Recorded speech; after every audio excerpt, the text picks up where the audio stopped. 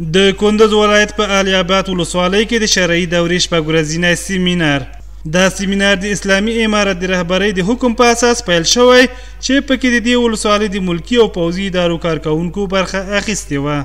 د دغه سیمینار په پیل کې د علي اباد ولسوال مولوي عبدالقدیر حمزه د دې ولسوالۍ د ملکي او پوځي ادارو له ټولو کارکونکو وغوښتل چې په خپل وخت او پوره لیوالتیا سره په دغه سیمینار کې ګډون وکړي او هغه مسایل چې په دې سیمینار کې تدریس کیږي په جدي توګه زده کړي.